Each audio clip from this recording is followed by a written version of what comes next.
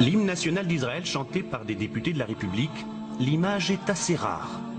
De droite comme de gauche, des parlementaires, des amis d'Israël, pour dire non à la reconnaissance unilatérale d'un État palestinien par Mahmoud Abbas à l'ONU. On les appelle les Sayanim, un terme hébreu qui signifie les informateurs. Ils sont environ 3000 en France et ils sont presque compulsivement mobilisés pour contrer tout ce qui peut nuire à l'image d'Israël. Ce groupe d'influence très puissant va à l'inverse développer toute son énergie pour peaufiner cette image de l'État hébreu, y compris quand Israël se livre à de vrais carnages. Ce fut le cas en 2008-2009 lors de l'opération dite Plomb durci contre Gaza, ou encore plus récemment lors du dernier raid contre la flottille turque pour la paix. C'est au travail en coulisses de ces désinformateurs que le romancier Jacob Cohen consacre son dernier récit intitulé « Le printemps des Sayanim » est paru chez l'Harmattan. Tout d'abord, un mot de l'auteur, Jacob Cohen. Disons, moi j'estime qu'il y aurait de 3 000 à 4 000 Sayanim en France. Parce que le Mossad n'a pas besoin de plus.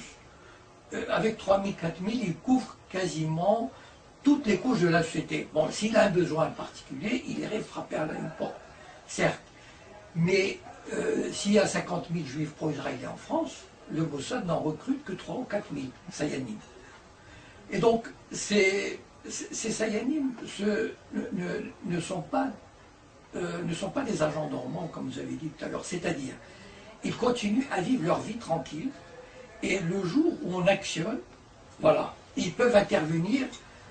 Par exemple, le Mossad a besoin d'un appartement, d'une cache, il s'adresse à un agent immobilier qui lui trouve un appartement, etc. Maquiller une voiture, il s'adresse à un garagiste.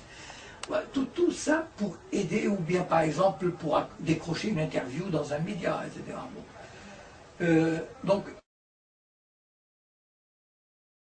Et je vous le dis à vous, comme je le redirai en tant qu'élu de la République, l'antisémitisme moderne a pris le nom de l'antisionisme.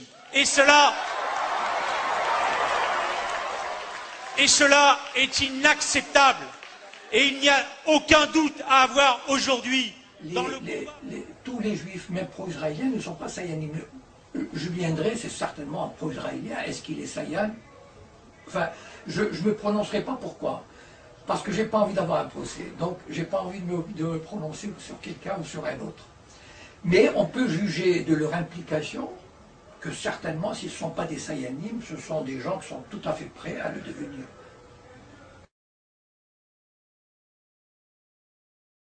Ce soir, moi, j'avais le bureau politique de mon parti.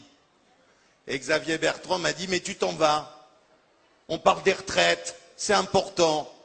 Et je lui ai fait passer un papier en disant, pour moi, Israël, c'est plus important que les retraites. Le Mossad place ces gens partout, c'est-à-dire dans les ministères, dans les grands hôtels, dans les agents immobiliers, dans les médias. Donc, quand ils veulent faire agir, dans l'affaire de Gilad Shalit, ce soldat qui a été enlevé par le Hamas. Bon, vous avez remarqué que son père, là je viens d'ailleurs d'écrire dans mon blog, son père est reçu par Merkel, Sarkozy, par Obama, par le secrétaire général de l'ONU. C'est le père d'un caporal, un caporal d'une armée d'occupation, qui est reçu par tout le gratin du monde entier, et pas une fois, 10 fois. Comment ça se fait?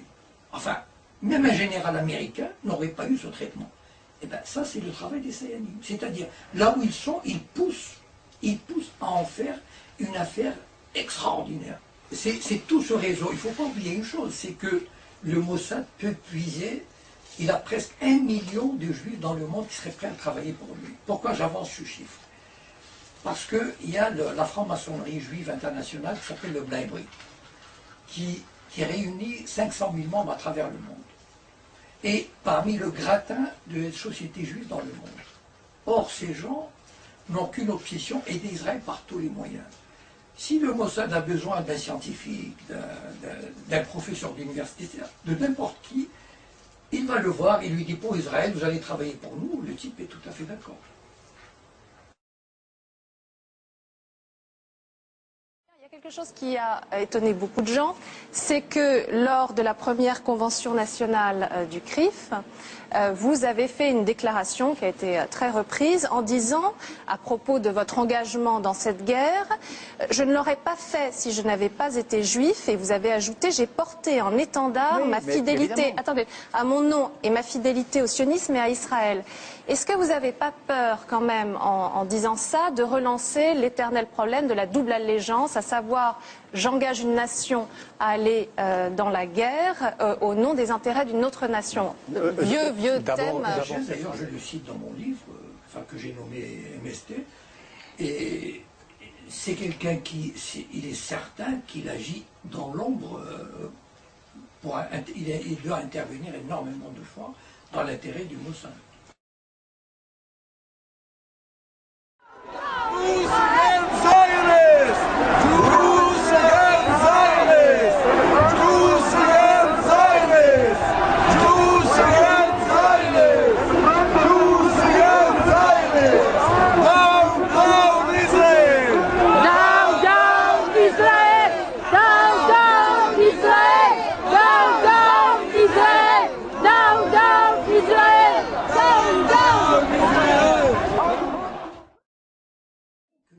Nos dirigeants Meknès et nous mettaient en garde contre les sionistes.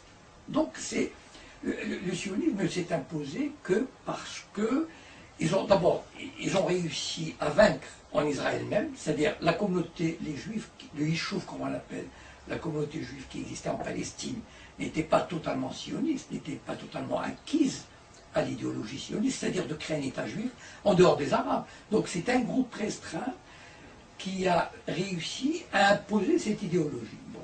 Et il a réussi à l'imposer petit à petit à toutes les communautés en plaçant, en influençant les dirigeants, avec avec évidemment le souvenir de la Shoah, et puis en éliminant petit à petit ceux qui s'y opposaient. Par exemple en France, on n'entend jamais parler ceux qui s'opposent. C'est-à-dire, ceux qui s'opposent ne sont que des voix isolées. Les institutions juives, ceux qui représentent la communauté officiellement, comme le CRIF, l'UEJF, sont à 100% acquis à l'idéologie sioniste, ce qui donne l'idée que tous les juifs sont sionistes. C'est pas vrai.